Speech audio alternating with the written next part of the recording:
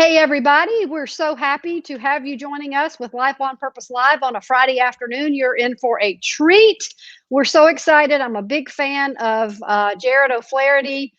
He is the producer of Vindication. We're going to talk a lot about his role as a filmmaker. He's also a husband, a father, became a believer at a young age, a very good filmmaker, a very creative writer. So we're going to talk to him about how you don't just wake up one day and produce a hit show, a crime drama that's got a Christian family at the center of it. So, Jarod, we're going to have a lot of fun talking to you about the opportunities we have in media to reach people with an encouraging message. Yeah, that sounds great. I'm glad to finally make it here on the show. I know you've had a cast member or two in the past, and Yes. I may have even said, hey, when do I get a chance to talk Vindication? So thanks for having me on. I'm so glad. Yeah, we had Todd Terry, I guess, last year, and we had TC on, and need to have Cameron on. And you've got some great cast members. You've just had a lot to build on. But you didn't wake up here, and I know you accepted Christ at 16 years old, and you had your hand in some other productions and short films. But what has God done in your life to build your faith? From 16, I mean, you're married, you have kids. I mean, life is busy, but what has been the thread of God working in your life to bring this about? Yeah, so like everyone, it's been a journey. Mm-hmm. Those first days as a young believer, I was just soaking in everything and learning about what it meant to follow Christ in my life. And then, along the journey from there to here, which I guess that's been close to 24 years, I guess. There've just been checkpoints but there's bumps in the road, everything else. And if there's anything about me as a person, I have a pretty good, strong memory about my own life. My wife and friends are always kind of amazed. How do you remember all that stuff, Jarod? And I think along that way, God has put those moments and relationships and everything else in there to help me get to where I'm at now, where I get to do a TV show and take some of those stories and regurgitate them, mold them into something that can be turned into a 20-30 minute story that shares biblical truths with people. Well, and it's amazing how you do that, but how did it start? I mean, what was your first project? My very first project, well, it's hard to go back. When I was about 18, so been a believer about 2 years, I went to youth camp with our church, and one of the junior high kids there had a camera. Everyone didn't have cameras on their phones at that time. If you had a camera, it's because you brought it and you were cool. Yeah. Yeah. And it was also about this big, Yeah. So anyway, he had a camera, wasn't using it. I picked it up and started just filming this youth camp, and when we got back afterwards at the end of the week, I edited it together and we showed it to our church. And there I had, 200-300 people, this captive audience that were getting to see the story of youth camp, of what happened that week. And really, they had never done that before because, like I said, cameras weren't everywhere. So for them to get to see what their teenagers, how they went and experienced God for a week, it was a neat thing. And for me, I was able to tell this story to all of them through film. And it probably is what got me hooked a little bit of, hey, I want to do this next year. I want to do it more. And over time that grew into music videos and other things that were more narrative instead of just recording what was happening. Well, that's great because you can see that God put a seed in your heart, and then you come all these years later, and what you're doing, it's so different because you've taken a crime drama, which is great. It's excellently produced. It's fast paced. You're sitting on the edge of your seat, and it's a crime drama. But at the center of the drama is a Christian family. And what I love about it so much is they're not the perfect Christian family. They struggle through real issues, and you show them working through their faith every day, which I think is a great way to portray. Faith is, we're working together as a family. So how did you come up with the idea to bring it to real? It's real. Yeah, I don't know that it was so much of an idea but more so a storytelling approach. I personally, the few series that I have watched in the last several years have always been like modern day, real life, realistic based stories. Mm-hmm. There's no supernatural heroes or, outer space forces or those. I'm not interested in those. So I like telling real stories that people, could happen next door or across the street from you. And so I took that approach to it. And then of course it's got the faith element to it. So and to me that was also very natural and realistic, because everyone, like I mentioned in my journey, you run into people and you hear stories, you experience it yourself. It's a part of life. And so putting that into a narrative format, wasn't, I guess, for me really difficult, or what I didn't think of it as some novel idea. It's just like, hey, let's be real. Let's do things the way they really happen. Did you draw from real life on some of the concepts that you use? I mean, you deal with some, tough topics, but they're real topics. I mean, they're topics people deal with. So did you draw from real life experience or things you saw in families? I mean, as a family man, I mean, obviously you're out in the grind raising teenage kids.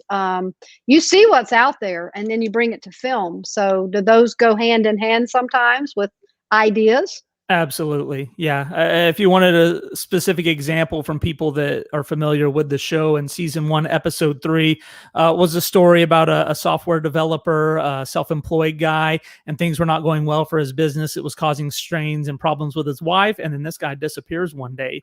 And the wife now is having to reflect and retell these stories of maybe how she was treating her husband, how she was not supporting him in that, and now what she would do without him. And it shows really, I think, a beautiful change in her heart during that time of him being missing. At the time that was written, that's kind of what I was doing. I have a software company and I was working on things, and my wife was phenomenally supportive in everything I did. And the thought just kind of triggered, what if she wasn't the way she is, and being patient and supportive? What would that look like? And so this story comes about, of kind of what that would look like. And, some of the terminology that the dad uses, that the husband uses, or things are like, oh yeah, that's a part of my everyday life at that point in time. And honestly, almost every episode, you could find something like that of an encounter or something I've been around that inspired that storyline. Well, and you have this white picket fence storyline from Hollywood where people look at, oh my gosh, they have the perfect life. If only I could have that life. And there's no reality to that. I mean, there's nothing true about that. So you've brought it in, and especially at a faith-based story, you bring families together, and you show the Travis family dealing with their teenagers and the issues. I mean, the sex trafficking and things like that. But you deal with it from a very real perspective. So I think that's honorable and it's encouraging, because if you're married, you've been through marriage issues. If you've raised kids, you've been through kid issues, and you don't want to feel like, everybody else has got it perfect. What's wrong with me?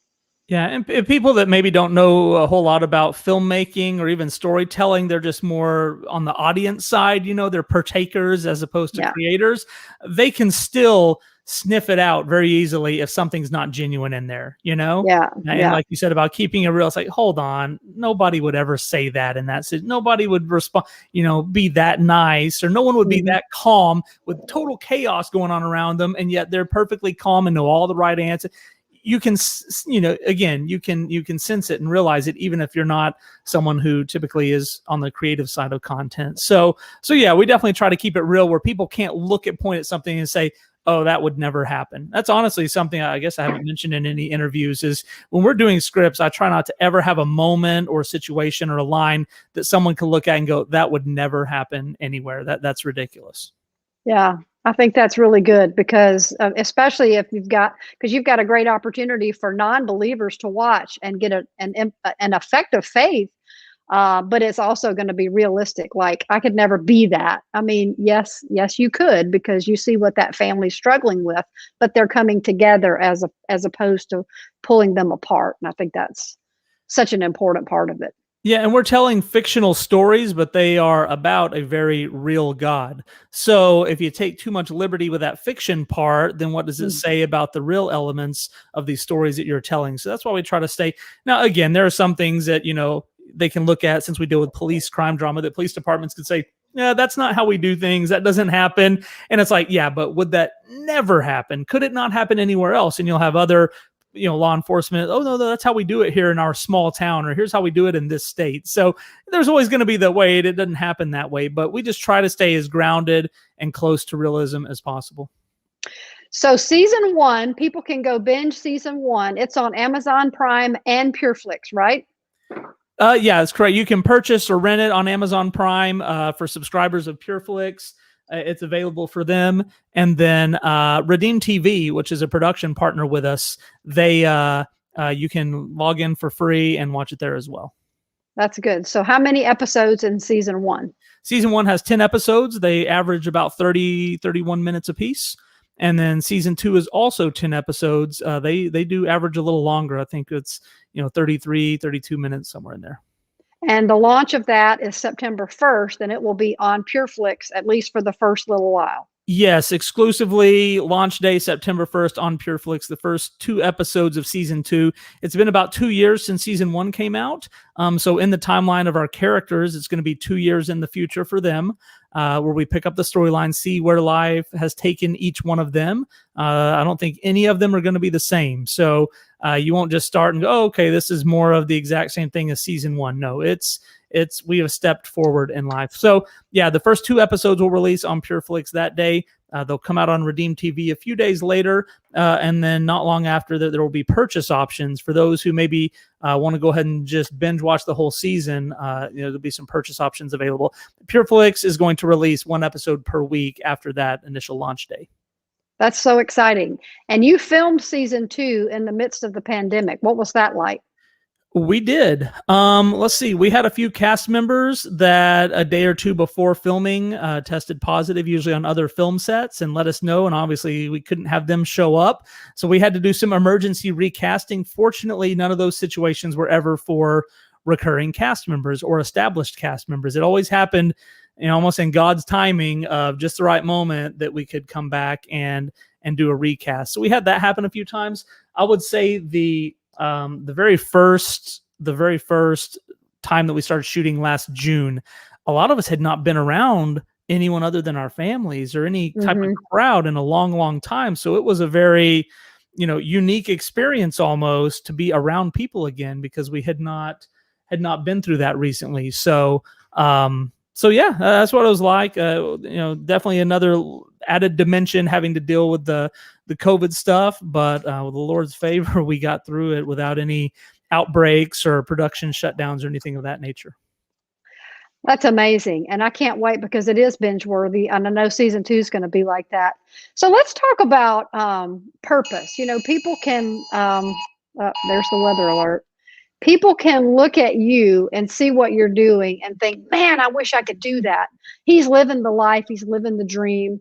But what do you say to someone, from a faith perspective, a walking with the Lord every day, that is struggling with a sense of purpose, and they're trying to find their thing, that they're wanting to, yeah, somebody's commenting on the weather alert, that thing they want to do with their life. And, it looks like when you see somebody like you, it was easy for you, but it wasn't. You had to take a step out and, start with the filming of the church camp.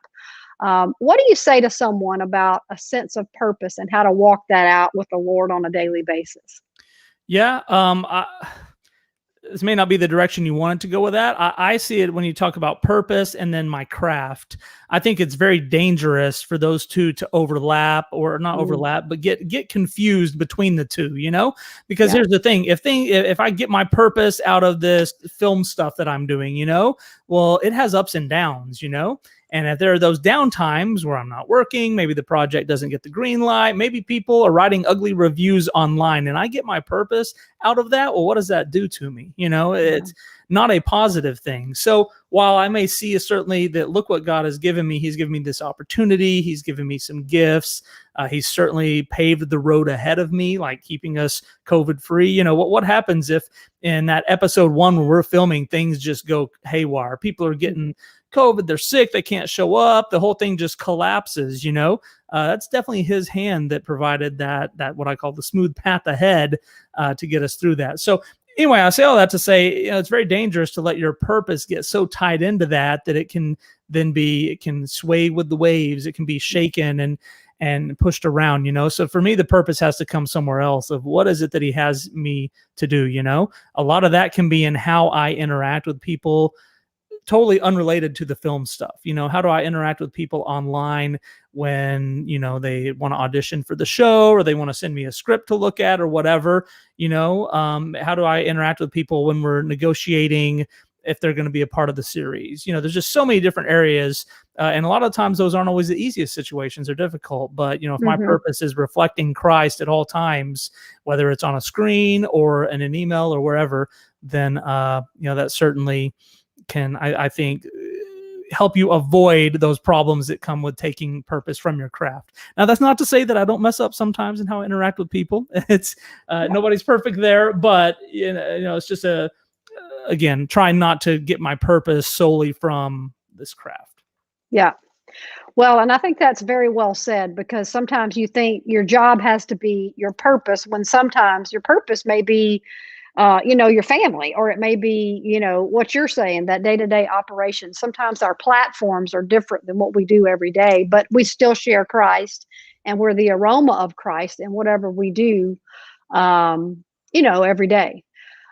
So what do you think has been the biggest hurdle that you've faced for anyone who may be a aspiring filmmaker? Or, we have media at our fingertips now. So we have an opportunity to share Christ across the world in a matter of seconds. What do you say to someone that's thinking about, how could I use media, or my creative side? Because you're creative, you write, you direct, you produce. I mean, you've got a lot of those roles going on in you. What do you say to someone about where we are? I mean, we look at the world, we think it's falling apart, but it's also a great opportunity to use what we have. Yeah, you mentioned about we look at the world and it falling apart. I actually yesterday had a couple conversations, because there's a lot of ugly stuff going on right now. A lot of conflict, a lot of tough issues going on in our world, and I'm seeing that on social media and in the news, and I feel kind of weird going and posting about, hey, go watch our TV series. Yeah. It's like there's big stuff going on. And the people that talked to me said, Jarod, but there's still a place for that. We need to be able to disconnect from that and go watch a show that points us towards hope. We need that refuge, that ability to get away from it for a second. So that's why it is important. That's why I do keep posting those things. I use the example of a picture like in Civil War, Revolutionary War. When they'd have these soldiers line up to start marching, what do they have out there? They got a bugle player, or they got people playing the drums. And what was that for? Now, I know there's certain purposes there, but at the same time, I think it was just to lift spirits, to get people up from being in such a tough situation. And maybe that's where Vindication's place can be, is pointing to people towards hope during a tough time. So yeah, I think that's definitely a place of where it fits into everything that's going on. You'd mentioned, I think, in their hurdles for people that were getting into the industry, and I want to make sure I answered that as well. I try to be direct on things like this.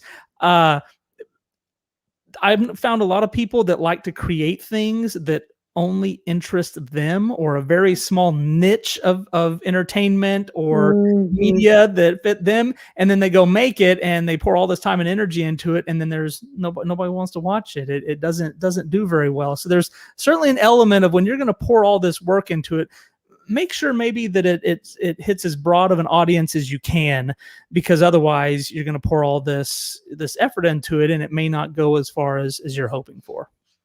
Well, that's very true. But at the same time, you have to still persevere. You have to learn from the experts. You have to do the homework to be excellent at what you're going to put out there, so that it is, it's easy for me when I see the Facebook question, oh my gosh, I don't have anything to watch on, TV. Anybody got any series? I can comfortably, as a Christian, say Vindication.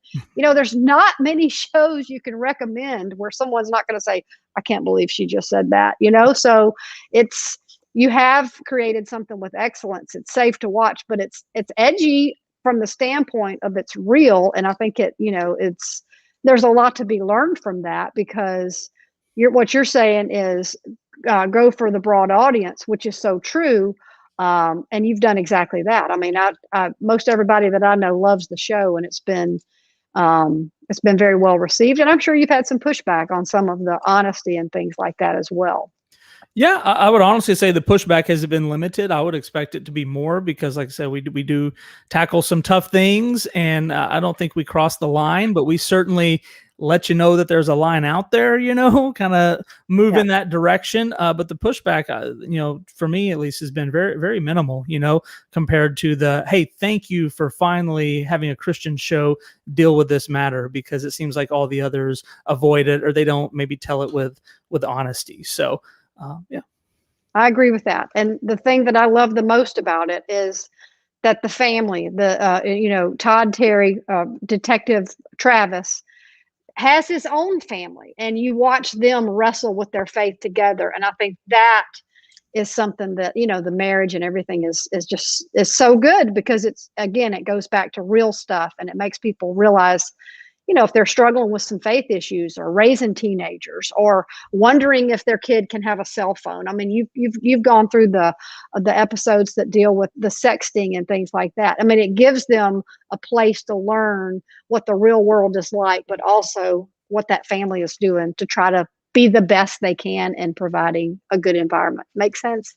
Yes, yes. And you mentioned that family element. When we got feedback from season one, obviously it's a crime drama. We have a crime of the week.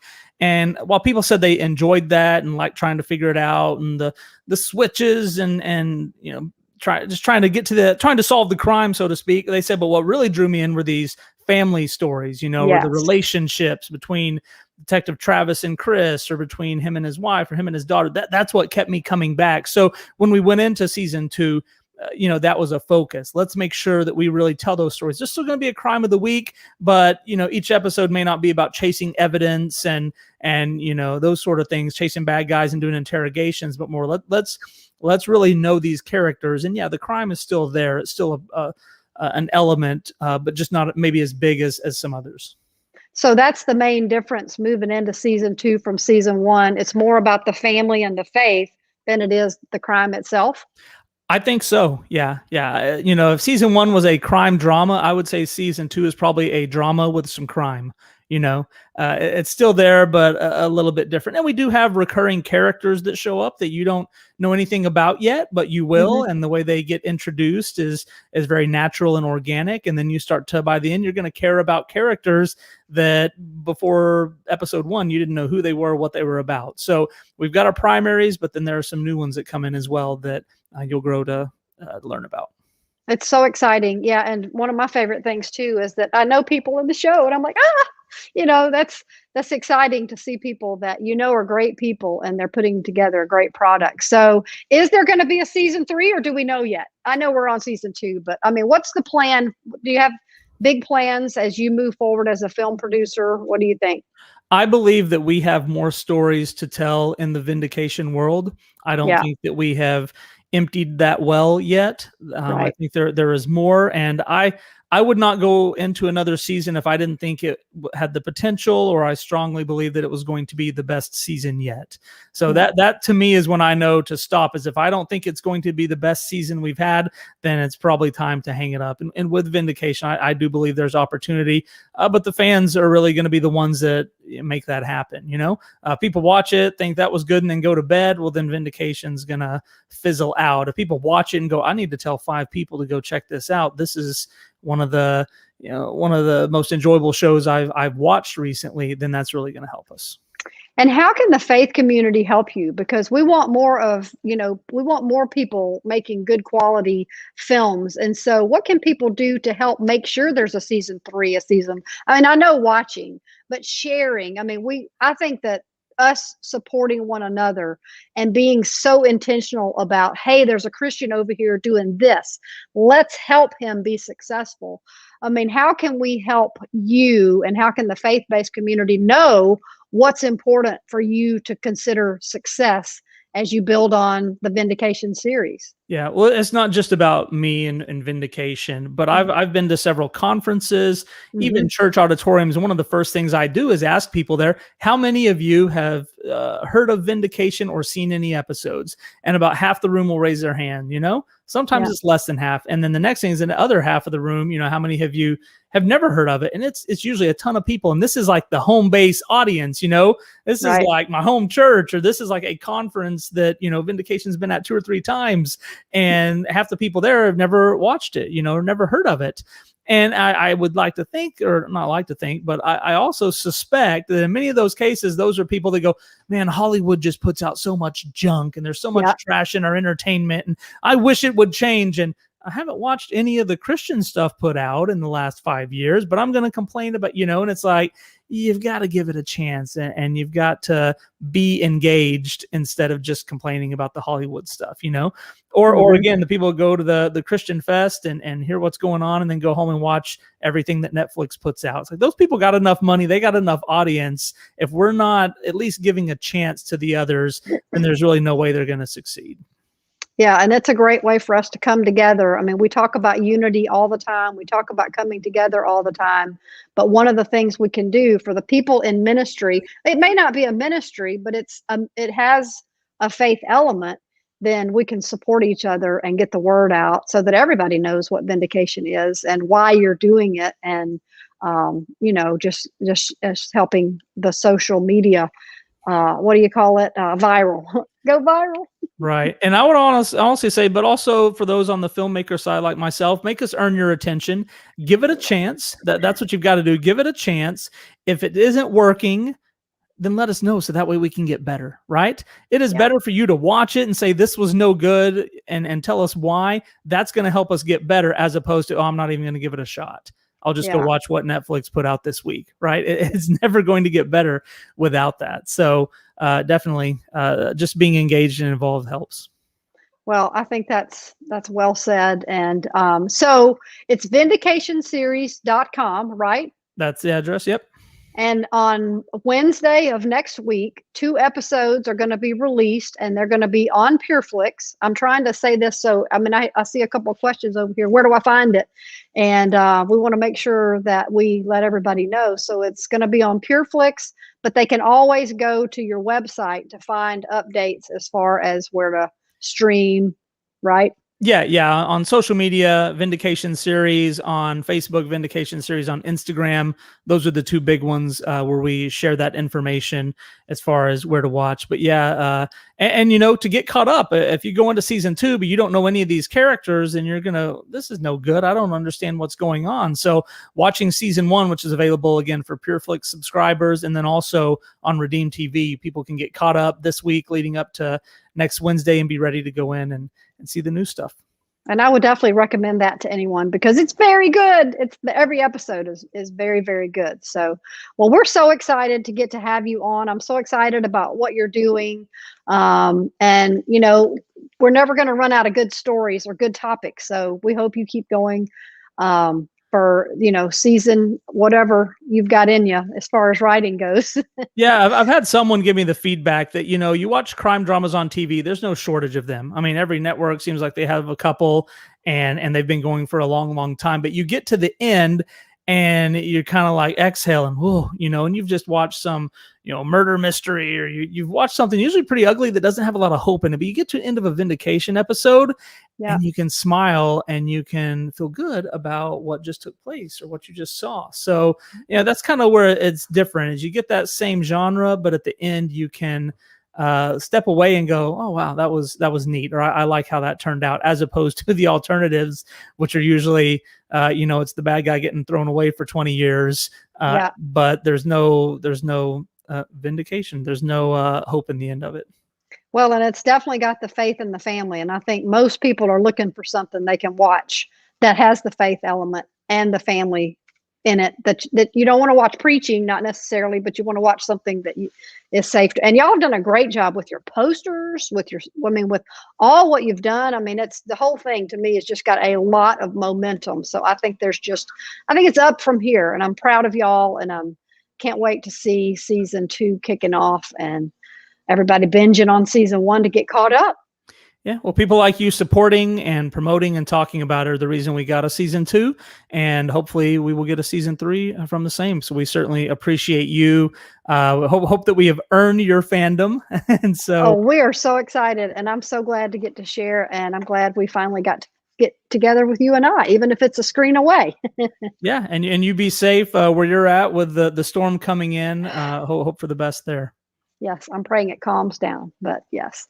Well, thank you so much. Good luck next week. We'll post these links on where it can get it in the a post and make sure everybody can see where it is. So thank you. Congratulations. I'm excited for you.